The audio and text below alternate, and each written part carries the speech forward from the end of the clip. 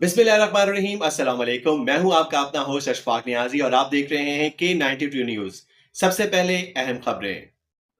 Orangi town में school की इमारत से गिरकर जहां भाग होने वाली 14 साला बच्ची किंजा हुसैन केस में बड़ी पेशरफ्त। इकरा रियल स्कूल सील, संगीन गफलत पर तहकीकाती कमेटी कायम। कराची खुसूसी रिपोर्ट। औरंगी टाउन के निजी स्कूल में 14 साला तलबा किंजा मेहदी हसन की हलाकत के अलमनाक वाक़े पर अवामी एहतजाज और सोशल मीडिया पर जारी जस्टिस फॉर किंजा मुहिम के बाद हुकूमती इदारे मुतहरिक हो गए।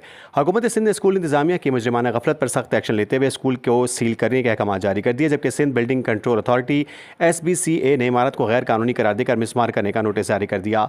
जबकि मुतासरा खानदान और समाजी तंजीमों SACO और फैज़ ट्रस्ट का मौक़िफ़ है कि स्कूल इंतजामिया ने शुरू में इस वाक़े को खुदकशी का रंग देकर हकीकत छुपाने की कोशिश की, ताहम शवाहिद और हालात वाक़यात ने इस झूठ को बेनकाब कर दिया और इस वाक़े में स्कूल इंतजामिया की जानिब से SOPs की खुली खिलाफ वर्जी देखने में आई। पाकिस्तान बिल्डिंग कोड के मुताबिक तालीमी इदारों में हिफाजती रीलिंग 4 से 5 फुट होनी चाहिए, लेकिन स्कूल की छत और बालकनी की दीवारें इंतहाई नीची थीं। छत पर जाने वाली सीढ़ियों और स्कूल से बाहर खेलने वाली खिड़कियों पर बच्चों की हिफाजत का कोई इंतजाम मौजूद नहीं था, जो कि सरासर कानूनी जुर्म है।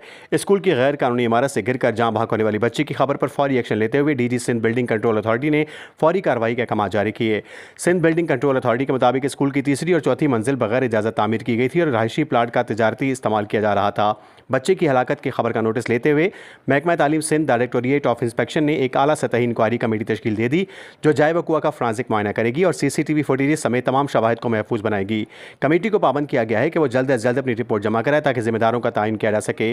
किंजा हसन केस में मुकदमा दर्ज होने के बावजूद FIR में नामजद मुलजमान की ताहाल अदम गिरफ्तारी पर मुतासरा गरीब खानदान शदीद कर्ब में मुब्तला है, जिस पर इंसाफ, human rights welfare organisation, anti crime for human rights और दीगर तंजीमों ने नामजद मुलजमान की अदम गिरफ्तारी पर तशवीश का इजहार करते हुए कहा कि हम अरबाब इख्तियार और मुतल्लिका हुकाम से मुतालबा करते हैं कि मुलजमान को फौरी गिरफ्तार करके इबरतनाक सजा दी जाए।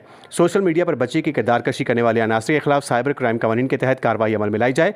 कराची के तमाम निजी स्कूलों का फौरी सेफ्टी ऑडिट कराया जाए ताकि किसी और माँ की गोद ना उजड़े। SOPs की खिलाफ वर्जी करने वालों के स्कूलों के लाइसेंस मुस्तकिल मनसूख किए जाएँ।